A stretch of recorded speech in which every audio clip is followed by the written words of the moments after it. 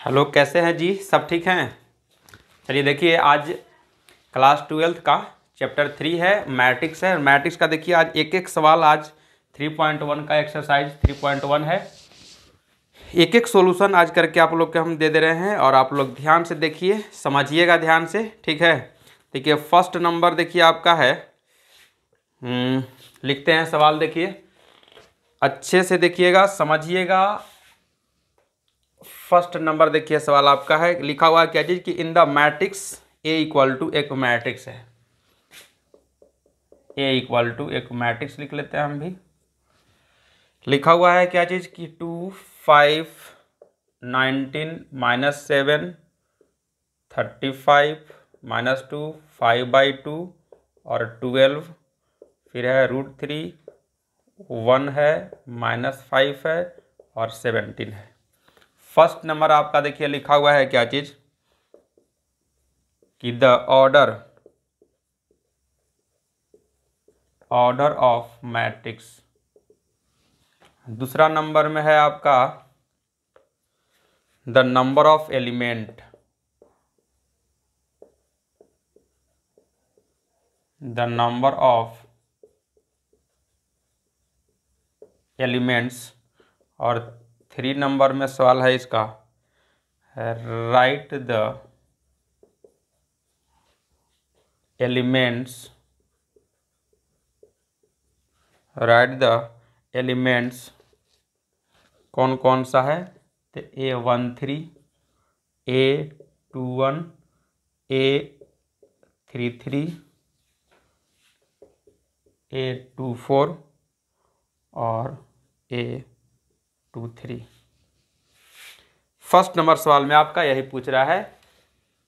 पिछले वीडियो में मैट्रिक्स का चर्चा पूरा कर दिए थे, उसका पूरा 3.1 का इंट्रोडक्शन भी दे दिए थे कि मैट्रिक्स कैसे लिखते हैं, मैट्रिक्स का सिंबल क्या होता है, सारा चीज़ ऑर्डर लिखने के लिए बता दिए थे, रो किसको बोलते हैं, कॉलम किसको बोलते हैं, सारा चीज़ पिछले वीडियो में चर्चा कर चुके थे हम, ठीक है। लेकिन फिर देखिए आज हम चर्चा कर दे रहे हैं।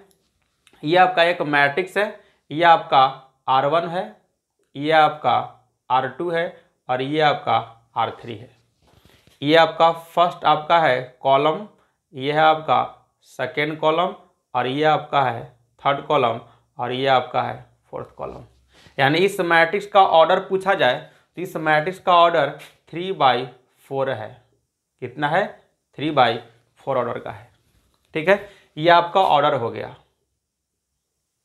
ऑर्डर है। इसका हिंदी में अगर कहते हैं तो इसको बोलते हैं कोटि, ठीक है। और इसको रो को बोलते हैं, यानी कि पहला पंक्ति, दूसरा पंक्ति, तीसरा पंक्ति। और कॉलम को बोलते हैं पहला स्तंभ, दूसरा स्तंभ, तीसरा स्तंभ, चौथा स्तंभ। यानी कि कहा जाए तो इसमें 3 पंक्ति है, पहला, दूसरा, तीसरा और 4 स्तंभ है, खड़ा लाइन है, ठीक है। इसी तरह से आप मैट्रिक्स को हम सब, और इस अंदर में जितना भी है इसको हम लोग बोलते हैं एलिमेंट। क्या बोलते हैं? एलिमेंट बोलते हैं। यही है, इसका लिखने के लिए बोल रहा था कि द ऑर्डर ऑफ मैट्रिक्स, इस मैट्रिक्स का ऑर्डर बताइए कितना है। तो इसका आंसर जो होगा वो हो जाएगा 3/4 ऑर्डर हो गया इसका आंसर। अब कह रहा है कि इसमें द नंबर ऑफ एलिमेंट कितना होगा, तो जो ऑर्डर रहता है इसको सीधा मल्टीप्लाई कर दीजिए तो ये आपका 12 हो जाएगा, ठीक है। अब पूछ रहा है इसका right the elements A13, A21, A33, A24 और A23 का वैल्यू पूछ रहा है। यानी कहने का मतलब क्या है कि इस एलिमेंट का एड्रेसेज, माने A13 के जगह पर कहाँ पर है, ये इसमें कहाँ एड्रेस है इसका, यही आपसे बोल रहा है। तो देखिए हम यहाँ लिखते हैं इधर, देखिएगा कह रहा है फर्स्ट में क्या चीज़ कि A13, यानी फर्स्ट वाला आप यहाँ समझिएगा क्या चीज़ कि अगर A13 लिखा हुआ है तो ये आपको बताता है I, क्या बताता है? I। और ये बताता है आपका J। I होता है रो और J होता है कॉलम, ठीक है। J होता है कॉलम, ठीक है।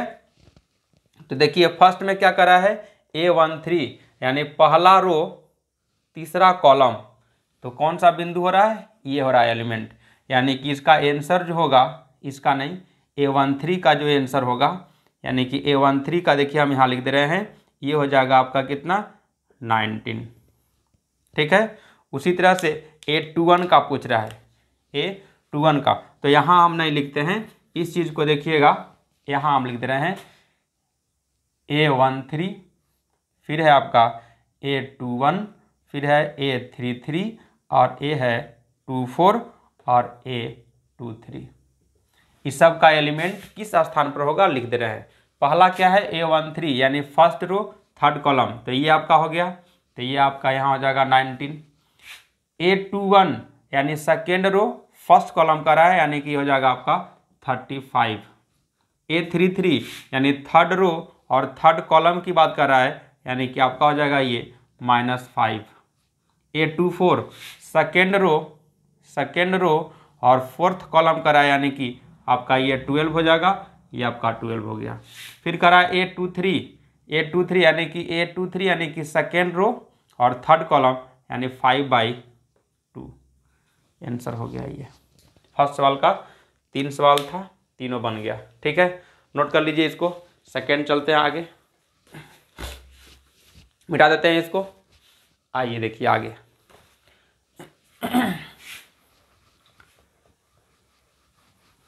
ध्यान से देखते जाइए, समझते जाइए और वीडियो को लाइक कीजिए।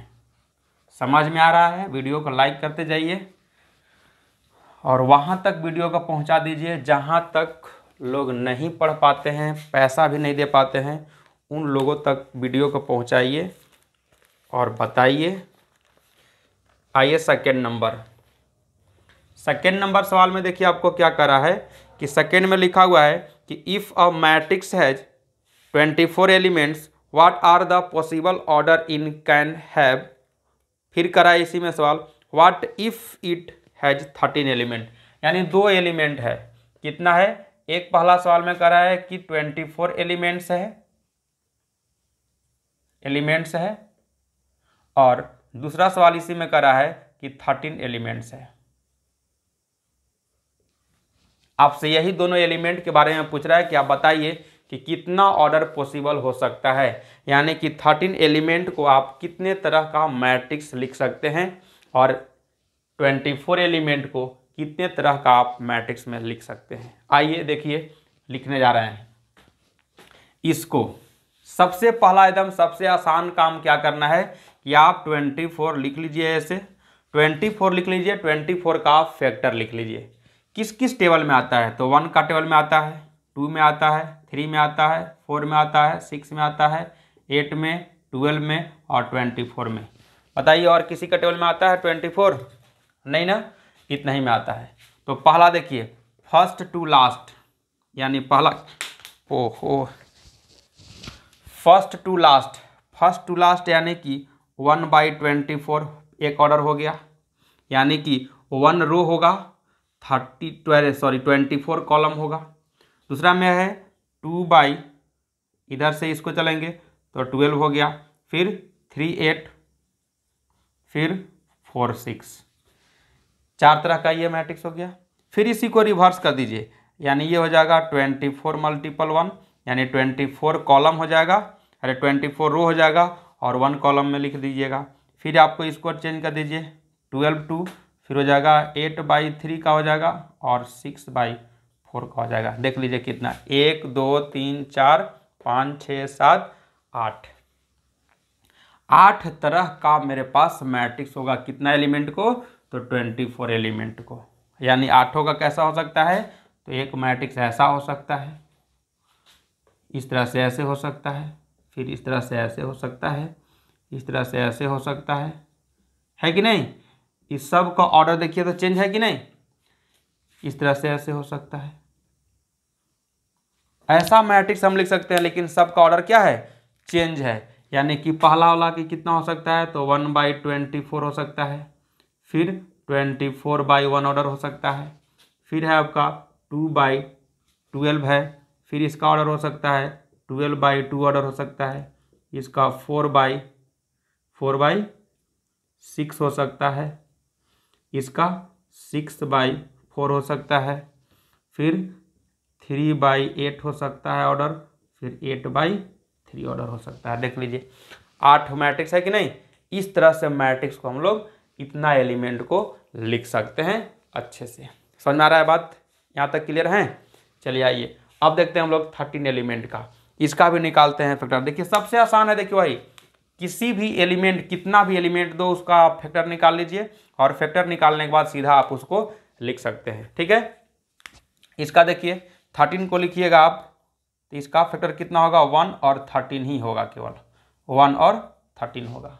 यानी इसका कितना हो सकता है, तो एक हो सकता है 1/13 ऑर्डर का हो सकता है और एक 13/1 ऑर्डर का हो सकता है, इससे ज़्यादा नहीं हो सकता है। तो इसको हम लोग कितना ऑर्डर में लिख सकते हैं, दो तरह का मैट्रिक्स आप लिख सकते हैं, एक इस तरह से और एक और इस तरह से होगा, जिसका ऑर्डर होगा आपका 1/13 और ये हो जाएगा 13/1। ये देखिए आपका ऑर्डर हो गया कंप्लीट। ठीक है, यहाँ तक आपको कोई दिक्कत है नहीं ना। चलिए आइए आगे देखिए, अब चलते हैं हम लोग नेक्स्ट सवाल, इसको मिटा देते हैं। आगे देखिए,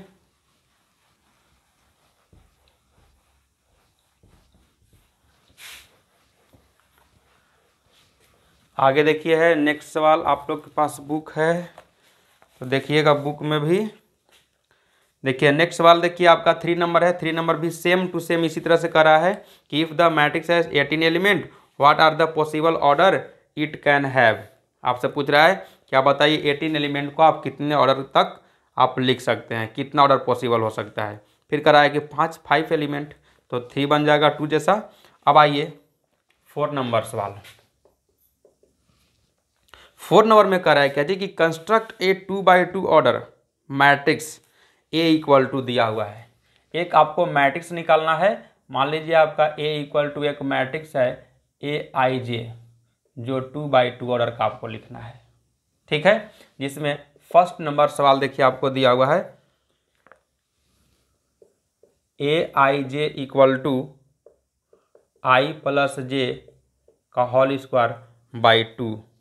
ठीक है, और 2 नंबर में सवाल दिया हुआ है AIJ इक्वल टू I/J, और इसी का 3 नंबर सवाल दिया हुआ है I+2J का होल स्क्वायर बाई 2। बस आइए इसको बनाते हैं। सबसे पहले तो देखिए आपको कहा है क्या जी कि एक मैट्रिक्स ऐसा होना चाहिए जिसमें 2x2 ऑर्डर का होना चाहिए, जिसमें कहने का मतलब क्या है कि 2 रो होना चाहिए और 2 ही कॉलम होना चाहिए। ठीक है, यहाँ तक कोई दिक्कत नहीं है। आइए पहले उसी को हम लोग बनाते हैं। इधर हम लोग लिख लेते हैं A इक्वल टू, कैसा मैट्रिक्स होना चाहिए, तो जिसमें 2 रो और 2 कॉलम, यानी कि 2x2 ऑर्डर। बाउंड्री पहले बांधने सीखिए। देखिए पहले A11 और A12, देखिए फर्स्ट रो फर्स्ट कॉलम हो गया, फर्स्ट रो सेकेंड कॉलम तक, यानी कि आ गया पहला। फिर लिख लेंगे A21 और A22, देख लीजिए तो सेकेंड रो सेकेंड कॉलम तक आ गए और फर्स्ट रो सेकेंड कॉलम तक है कि नहीं, यानी कि बंद हो गया। देख लीजिए यही चारों का आपको वैल्यू निकालना है। तो आइए पहले इस एलिमेंट पर क्या होगा, हमको नंबर 1 दिखना है। तो क्या करेंगे, A11 यानी कि इसके जगह पर I है, इसकी जगह पर J है, तो यहाँ पुट करेंगे फर्स्ट नंबर। देखिए सवाल हम बनाने जा रहे हैं, यानी कि A11, तो यहाँ भी पुट करेंगे हम लोग 1+1 का होल स्क्वायर बाई 2। कितना होगा, तो ये हो जाएगा 2 का स्क्वायर यानी कि 4 हो जाएगा, 4/2 यानी 2 हो जाएगा। फिर निकाल लेंगे हम लोग A12, किसका है A12, तो 1+2 का होल स्क्वायर बाई 2, यानी 1+2 3 का स्क्वायर कीजिएगा 9, यानी 9/2 हो गया, इतना ही। फिर निकाल लेंगे हम लोग A21, यानी 2+1 का होल स्क्वायर है और बाई 2।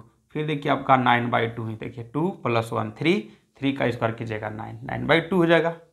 फिर निकाल लेंगे हम लोग A22 का वैल्यू, यानी 2+2 का स्क्वायर बाई 2, यानी 2+2 4 का स्क्वायर कीजिएगा 16/2 यानी 8। एक निकल गया। इसका देखिए क्या होगा मैट्रिक्स, इस सब का वैल्यू हम लोग निकाल लिए वहाँ। तो ये देखिए A इक्वल टू जो आपका आ जाएगा, सजा के आराम से आप यहाँ लिख लीजिए। पहला में कितना है 2 है, फिर इसका हो जाएगा 9/2, फिर इसका भी 9/2 और ये 8। देखिए ये 2/2 का मैट्रिक्स निकल गया कि नहीं, यही आपका आंसर हो जाएगा। उसी तरह से देखिए इसमें देखिए निकाल रहे हैं सेकेंड वाला का, यहाँ से ऐसे लाइन खींच दीजिए और इसको थोड़ा सा ऊपर हम लिख दे रहे हैं ना, इसी को हम यहाँ लिख दे रहे हैं A इक्वल टू एक मैट्रिक्स जो है से A11 A12 A21 A22। आइए इसका बनाते हैं सेकेंड वाला का।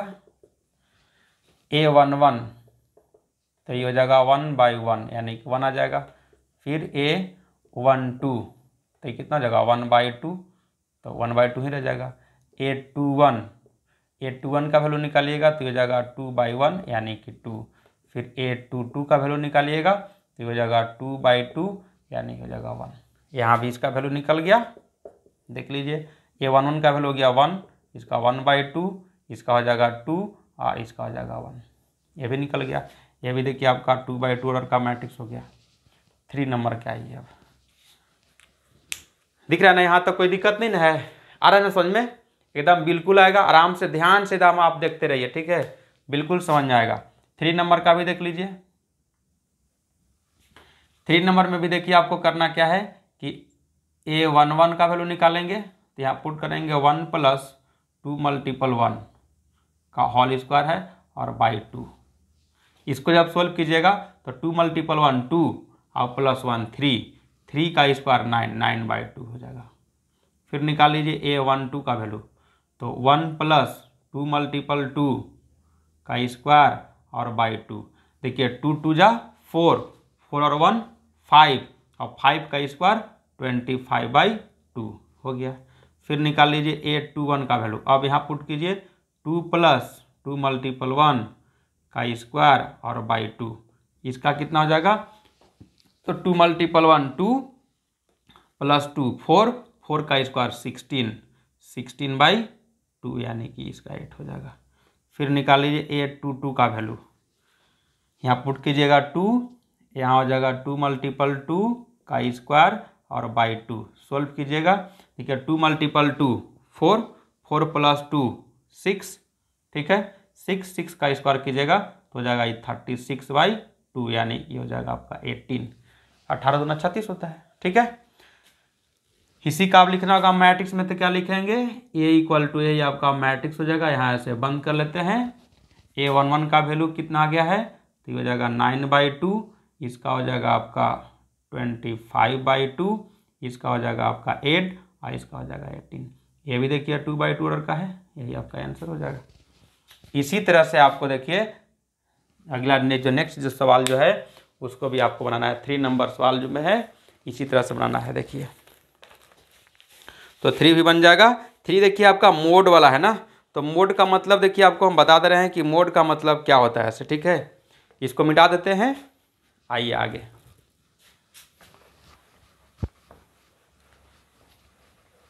एकदम आराम से समझ में आ जाएगा। मोड का डिफाइन कर दे रहे हैं कि मोड क्या होता है ऐसे। मोड देखिए ऐसे भी 6 क्लास में इसको देखिए छोटा क्लास में लिखता है। मोड का मतलब वहाँ देखिए मॉडुलस लिख देगा तो बच्चा लोग हड़बड़ा जाएगा ना कि मॉडुलस क्या चीज़ है। वहाँ लिखता है एब्सोल्यूट वैल्यू, वहाँ क्या लिखता है एब्सोल्यूट वैल्यू, ठीक है। एब्सोल्यूट वैल्यू कहने का मतलब क्या है कि इस तरह से वहाँ 6 क्लास में भी दिया रहता है। जैसे 2 रहता है तो इसका वैल्यू आप 2 लिख सकते हैं, यानी कि -2 अगर रहेगा तो आप वहाँ 2 लिख सकते हैं। 6 क्लास की बात बता रहे हैं कि 6 क्लास में इस तरह से लिखा रहता है। जैसे मान लीजिए 6 क्लास में आपको देखने के लिए मिलेगा 2 का ऐसे रहेगा, फिर प्लस रहेगा, फिर -2 का ऐसे रहेगा, प्लस रहेगा 8। अब इसी को कह देगा, ये मान लीजिए आपका सवाल हो गया, कह देगा कि इतना के बराबर क्या होगा, ठीक है। तो वहाँ 6 क्लास में क्या कहता है कि वहाँ एब्सोल्यूट वैल्यू कहता है, यानी कि ये इस मोड के अंदर में अगर निगेटिव हो चाहे पॉजिटिव हो आपको ऑलरेडी पॉजिटिव करके ही लिखना है। तो इसको डायरेक्ट लिख दीजिएगा 2, यहाँ भी हो जाएगा 2। आइए बेचारा 8 तो 8 है, ये है, क्या लिखेंगे 8 और 2 10, 10 और 2 12, यही आपका आंसर होगा। ठेठ हिंदी में कहा जाए तो यही मॉडुलस के है बाबू, ठीक है। मॉडुलस कोई दिक्कत नहीं है, कोई दिक्कत नहीं करेगा। ये तो बात समझ में आ गया होगा क्लियर, एकदम आसान से आसान तरीका में समझ में आ जाएगा। उसी तरह देखिए मॉडुलस का एक डिफाइन कर रहे हैं हम कि अगर कहीं भी मोडेक्स अगर रहेगा तो इसका डिफाइन में क्या होता है कि ये बात निकलता है ऐसे ही, कब, जब x 0 से बड़ा या बराबर रहेगा तब। इसको मिटा देते हैं, एकदम ठेठ हिंदी में समझना है। मोडेक्स रहेगा, x निकलेगा तब जब x 0 से बड़ा या बराबर रहेगा तब, इफ यानी यदि होता है, ठीक है। यही बात -x निकलेगा तब जब x जीरो से छोटा रहेगा तब, यानी कि देखिए ना आप, x अगर है जीरो से बड़ा अगर देखिए रहेगा तो ये बात ऐसे ही निकल गया है, ठीक है। और -x देखिए तब आएगा, ये बात निकलेगा ऐसा ही, लेकिन देख लीजिए कि अगर जीरो से छोटा है तो उसमें माइनस साइन लगा देना है, कोई दिक्कत नहीं है। देखिए एग्जाम्पल भी ले लेते हैं हम, जैसे मान लीजिए सपोज कीजिए कि -4 है मोड में, इक्वल टू हमको लिखना है, क्या लिखेंगे, देखिए पहले ही देखिए कि देखिए तो अंदर में देखिए जीरो से छोटा है कि नहीं, जीरो से छोटा है तो क्या करते हैं, ये बात निकलता है ऐसे ही, यानी कि -4 निकाल दिए, लेकिन क्या देखा गया यहाँ कि एक्स्ट्रा माइनस लग गया है, तो एक्स्ट्रा माइनस बाहर लगा देंगे। देखिए तो माइनस गुणे माइनस क्या होता है, प्लस होता है ना, यही चीज़ देखिए यहाँ समझाए थे अभी, यही है मॉडुलस। इसको लिख करके आराम से आप घेर लीजिए और 2-3 गो स्टार लगा दीजिए इस पर, ठीक है। कहीं कोई दिक्कत नहीं है, आराम से समझ में आएगा, पेशेंस रखिए, क्लियर कट एकदम समझ में आएगा, एकदम बेसिक से मैं चल रहा हूँ, एकदम आराम से सीखते जाइए। ये देखिए मॉडुलस का डिफाइंड हो गया, आप कहीं भी लिख लीजिएगा, ठीक है। आगे चलते हैं, चलिए देखिए आगे।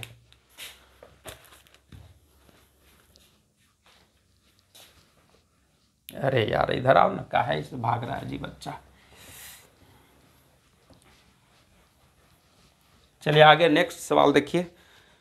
अब देखिए है, अब वैल्यू निकालने के लिए कहा है क्या चीज़, 6 नंबर में देखिए, 6 नंबर में कह रहा है कि find the value of x, y and z from the following equation. कुछ इक्वेशन है, देखिए इसमें से 3 सवाल है, कुछ कुछ बता दे रहे हैं, बाकी और बनाइएगा आप लोग। 6 नंबर का देखिए फर्स्ट में लिखा हुआ है क्या चीज़, 4, 3 और x 5 इक्वल टू में है y z 1 और 5। ये है आपका फर्स्ट नंबर सवाल। सेकेंड नंबर में आपका सवाल है x plus y 2 5 plus z और एक्स वाई, ये 2 है ना, इक्वल टू में है आपका फिर 6 2 5 8, ठीक है। और 3 नंबर भी हम लिख ही दे रहे हैं, जिसके पास बुक नहीं होगा लिख लीजिएगा और बना भी लीजिएगा। x plus y plus z है, फिर है आपका x प्लस जेड है और फिर y प्लस जेड है, ये मैट्रिक्स में बंद है, इक्वल टू लिखा हुआ है 9 5 और 7। आइए देखिए, यही 3 सवाल है, तीनों को बनाना है। देखिए कैसे बनाएंगे इससे पहले देखिए आप इसको समझिएगा ध्यान से।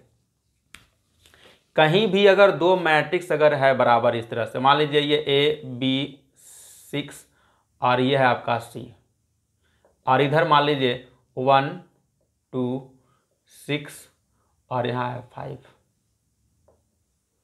देखिए सपोज कीजिए कि 2 मैट्रिक्स इक्वल कब होता है इससे, देखिए तो अगर यहाँ A प्लेस पर 1 अगर रख देते तो दोनों देखिए बराबर हो जाता कि नहीं, यानी कि क्रॉसपॉन्डिंग एलिमेंट कहते हैं, यानी कि पहला रो पहला कॉलम का जो एलिमेंट यहाँ रहेगा वही चीज़ सेकेंड मैट्रिक्स में भी पहला रो पहला कॉलम का जो एलिमेंट रहेगा दोनों बराबर होना चाहिए, तभी हम लोग कहते हैं कि 2 मैट्रिक्स आपस में इक्वल होगा।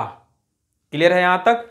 उसी तरह से देखिए यहाँ कि यहाँ देखिए 6 है तो यहाँ भी देखिए 6 है, देखिए ये सेकेंड रो है और फर्स्ट कॉलम है तो 6 एलिमेंट यहाँ है, यहाँ भी देखिए सेकेंड रो और फर्स्ट कॉलम यहाँ है, यहाँ भी 6 है कि नहीं, तो क्रॉसपॉन्डिंग एलिमेंट आर इक्वल, तब आप कह सकते हैं R2 मैट्रिक्स इक्वल होगा। उसी तरह से देखिए यहाँ है, इसी में आपको वैल्यू निकालने के लिए बोला है। तो इसका देखिएगा एक एक लाइन का ही सवाल है, बच्चा वाला मासूम सवाल है एकदम, देखो कुछ देखिए नहीं है बाबू, ठीक है, आराम से समझ में आ जाएगा। देखिए 4 के बराबर कितना है, y है कि नहीं, यानी y प्लस पर 4 हो सकता है, यानी सीधा आंसर आप लिख लीजिए 4 इक्वल टू वाई। z के बराबर क्या है, 3 है कि नहीं, तो z इक्वल टू आप लिख दीजिए 3, हो गया। अब देखिए यहाँ x के बराबर कितना है, 1 है, तो आप यहाँ x इक्वल टू 1 लिख दीजिए। देखिए यहाँ 5 है तो यहाँ भी 5 है, कंप्लीट हो गया कि नहीं, बन गया, यही आपका आंसर हो जाएगा। इसमें थोड़ा सा आपको दिक्कत होगा, इसमें और भी कोई दिक्कत नहीं होगा, आप समझ में आ जाएगा आराम से। इसमें देखिए इक्वेशन को इक्वेटिंग करना होगा। अब x plus y equal to देखिए 6 है, तो यहाँ से हम लोग लिख लेंगे क्या चीज़ कि x plus y equal to 6, एक इक्वेशन बना के छोड़ देंगे। यहाँ z है तो यहाँ भी देखिए z नहीं है 2 था, 2 है तो यहाँ भी देखिए 2 है, ये 2 है ना, z मत समझ लीजिएगा, तो लेकिन ज़्यादा ही दिमाग लगाना लगता है। 2 है, यहाँ भी 2 है, अब इसमें देखिए 5 + z है और यहाँ देखिए केवल क्या है 5 है, तो यहाँ से भी इक्वेशन एगो बन जाएगा कितना, तो 5 + z = 5। z इक्वल टू जब लिखेंगे तो बाबू इधर आ जाएगा ये, तो 5 - 5 हो जाएगा, ये तो कट के ऐसे ही 0 आ जाएगा, यानी z का वैल्यू कितना हो जाएगा 0, ये भी वैल्यू निकल गया। अब एक वैल्यू है xy इक्वल टू कितना हो जाएगा 8, यानी xy इक्वल टू आपका 8 हो जाएगा। तो देखिए तो xy का वैल्यू एगो यहाँ है, इसको आप बना लीजिएगा इक्वेशन सेकेंड, यही दो इक्वेशन से आपको वैल्यू निकालना होगा।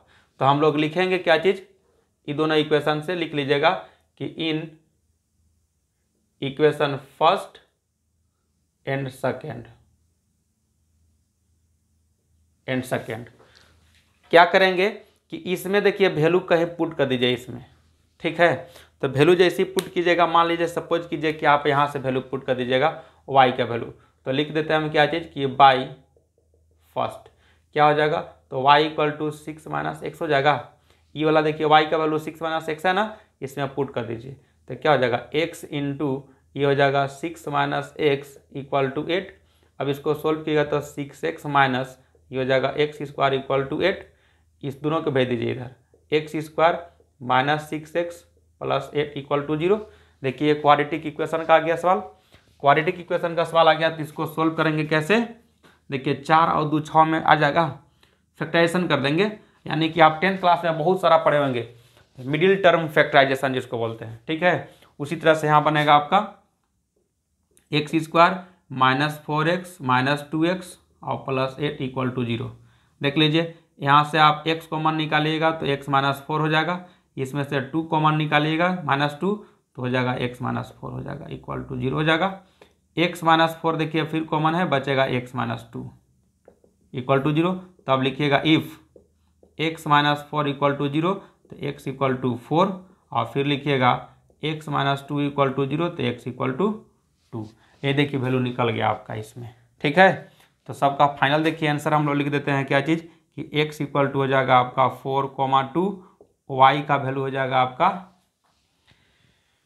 y का वैल्यू भी दो वैल्यू आएगा ना, एक बार पुट कीजिएगा आप x का वैल्यू 4 तो y का वैल्यू कितना हो जाएगा 2, एक बार x का वैल्यू पुट कीजिएगा 2 तो y का वैल्यू कितना हो जाएगा 4, लेकिन z का वैल्यू क्या रहेगा, z का वैल्यू एक ही रहेगा, बेचारा ही एक ही है।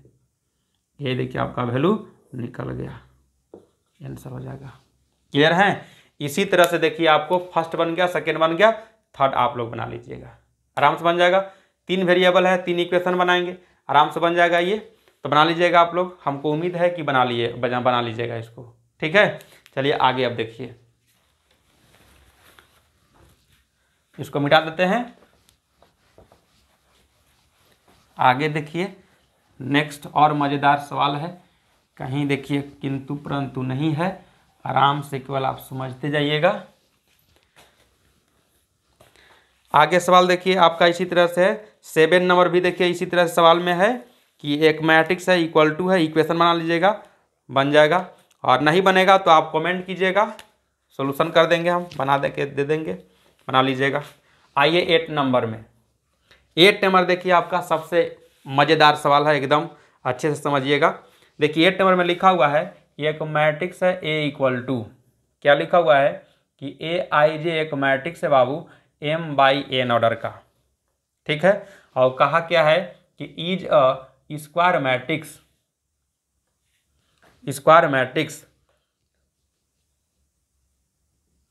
तब कहा है कि इफ दिया हुआ है कुछ ऑप्शन में, पहला ऑप्शन में कहा है कि m n होगा, दूसरा में कहा है कि m n होगा, तीसरा में कहा है m = n होगा, और डी नंबर में लिखा हुआ है नन ऑफ दिज। आइए क्लियर है यहाँ तक, सवाल समझ में आ गया। देखिए फिर से सवाल समझिए, सवाल में देखिए लिखा हुआ है क्या चीज़ कि एक मैट्रिक्स है A = m/n ऑर्डर का, जिसमें कहा है कि इज अ, ये इज लिखा हुआ है ना, इज अ क्या चीज़, तो इज अ लिखा हुआ है स्क्वायर मैट्रिक्स, तब कहा है इफ, यदि m n, m n, m = n, और लास्ट में है नन ऑफ दिस। पहले तो देखिए कि स्क्वायर मैट्रिक्स कब हो सकता है, देखिएगा एकदम आप आराम से समझिएगा। स्क्वायर मैट्रिक्स कब हो सकता है, जब मान लीजिए एक यहाँ A B C और D है। देखिए अगर इसको चारों को अगर हम ऐसे मिला देते हैं, देखिए तो एक स्क्वायर बनेगा कि नहीं। यानी कहने का मतलब कितना है, यानी कि एक रो दो रो, एक कॉलम और एक दो कॉलम। कहने का मतलब क्या हो रहा है कि दो रो और दो ही कॉलम है कि नहीं। तो स्क्वायर मैट्रिक्स तभी हो सकता है जब रो की संख्या और कॉलम की संख्या दोनों क्या हो, आपस में बराबर हो। जितना रो की संख्या होना चाहिए उतना ही कॉलम की संख्या होगा, तभी हम कह सकते हैं कि यह मैट्रिक्स स्क्वायर होगा। तब हम कंडीशन देखेंगे इस ऑप्शन में कि इसके बराबर, यानी कहने का मतलब कि m बराबर n रहा होगा, m बराबर n रहेगा तभी तो कह सकते हैं कि ये स्क्वायर मैट्रिक्स होगा। तो इस ऑप्शन में देखिए कि m बराबर n है कि नहीं। ये तो गया काम से बेटा, ये भी गया काम से, ये भी गया काम से। तो देखिए ये है कि नहीं, m बराबर n है ना, तो ये आपका C नंबर ऑप्शन हो जाएगा और ये सही हो जाएगा। ये आपका सवाल नंबर था 8 नंबर। 8 भी क्लियर हो गया। अब आइए आगे, मिटा दें इसको, एकदम क्लियर होगा। आराम से केवल समझते जाइए और देखते जाइए। 9 नंबर में भी देखिए है, 9 नंबर में भी इक्वेशन का सवाल है, उसमें भी आपको इक्वेशन बनाना पड़ेगा और इसके बाद सॉल्व कीजिएगा। आप लोग 10th क्लास में पढ़े हैं लीनियर इक्वेशन इन 2 वेरिएबल, उसी तरह से आपको 9 नंबर भी बनाना है। आइए 10 नंबर हम बना देते हैं, और 9 अगर नहीं बनेगा तो आप कमेंट कीजिएगा, मैं सॉल्व कर दूंगा उसको, ठीक है। आइए 10 नंबर, 10 नंबर में देखिए कर रहा है, बहुत अच्छा सवाल है 10 नंबर। इसी तरह देखिए इसका एक ट्रिकी भी दे देंगे कि ज़्यादा एलिमेंट इंट्रीज करने के लिए रहेगा तब कैसे बनाएगा से। लिखा हुआ है क्या चीज़ कि the number of all possible matrices of order 3/3 with each entry 0 और 1, तब करा है इज। पहला नंबर में बताइए कि कितना हो सकता है मैट्रिसेज, 27 हो सकता है कि 18 हो सकता है कि 81 हो सकता है कि 512 हो सकता है। 10 नंबर सवाल है, कह रहा है कि एक मैट्रिक्स है, कैसा मैट्रिक्स है, तो इस तरह से ऐसा मैट्रिक्स है जो 3/3 ऑर्डर का होना चाहिए, इस तरह से ऐसे है। मान लीजिए ये आपका AIJ है, लेकिन इसमें एलिमेंट जो होना चाहिए वो कह रहा है क्या चीज़, जो इंट्रीज जो होना चाहिए, यानी एंट्री आपको 0 और 1 ही एंट्री करना है, यही 2 एलिमेंट ही आपको एंट्री करना है। तो आपसे ऑप्शन में पूछा है, A नंबर ऑप्शन में 27, B नंबर ऑप्शन में है 18, C नंबर ऑप्शन में है 81 और D नंबर ऑप्शन में है 512। देखिए बहुत अच्छा है सवाल, एकदम मज़ेदार सवाल है। देखिए सबसे पहले देखिए आपको क्या करा है कि एंट्रीज 1, 0 और 1 ही आपको एंट्रीज करना है। देखिए एक मैट्रिक्स ऐसा होगा जिसमें सब के सब क्या होगा, 0 0 होगा। ऐसा भी तो हो सकता है, क्योंकि ये कहा है क्या चीज़ कि या तो आपको एंट्रीज करना है 0 या तो आपको करना है 1, दोनों में से आप कोई एंट्री कर सकते हैं। हो सकता है कोई उठाया एकदम भंगवाइल उठले होगा, एकदम लिख दिया 1 1 लिख दिया, ये भी तो हो सकता है। हो सकता है कुछ क्या किया कि यहाँ मिटा दो 2 को, यहाँ 0 0 लिख दीजिए, फिर उठाएगा कौन, यहाँ 0 लिख दिया। देख रहे हैं कि नहीं, इस तरह से मैट्रिक्स, बहुत सारा मैट्रिक्स बन रहा है। तो आप कह रहा है कि ये कितना टाइम्स हो सकता है, यानी कहने का मतलब क्या है कि अगर एक ये मैट्रिक्स अगर है तो एक स्थान पर, यानी एक एलिमेंट पर 2 टाइप्स के एंट्रीज हो रहे हैं, या तो 0 या 1 लिख सकते हैं इसके स्थान पर, या 0 या तो 1 लिख सकते हैं, यहाँ भी 0 या तो 1 लिख सकते हैं। यानी कहने का मतलब क्या है कि 2 टाइप्स का एलिमेंट यहाँ भी हो रहा है, यहाँ भी हो रहा है, यहाँ भी हो रहा है, यहाँ भी, यानी सब जगह 2 टाइप्स तक हो रहा है कि नहीं, टाइम्स तक। यानी 2 बार यहाँ भी कर सकते हैं हम लोग, यानी 0 या तो 1, 0 या तो 1, सब जगह कर सकते हैं कि नहीं। तो एलिमेंट कितना है मेरे पास, 9 एलिमेंट है, क्योंकि 3/3 ऑर्डर का है कि नहीं। तो 3/3 ऑर्डर का है तो आपको इसको तुरंत कर लीजिए मल्टीप्लाई, कितना एलिमेंट होगा, तो एलिमेंट आपका 9 होगा। ठीक है, तो आपको ध्यान यही रखना है कि जितना टाइम्स इंक्रीज करेंगे एलिमेंट उतना 2 के पावर कर देना है जितना नंबर ऑफ एलिमेंट रहेगा। जैसे 2 टाइम्स हो रहा है तो 2 के पावर क्या हो जाएगा 9 हो जाएगा। जितना एलिमेंट रहता है वो आपका पावर में हो जाएगा, जितना टाइम्स इंक्रीज करना है वो आपका बेस रहेगा, यानी इसी के पावर आपको 9 कर देना है। तो 2 के पावर 9 कीजिएगा, यानी कि 2 के पावर 9 यानी 2 मल्टीपल 2 मल्टीपल 2 मल्टीपल 9 टाइम्स आज कीजिएगा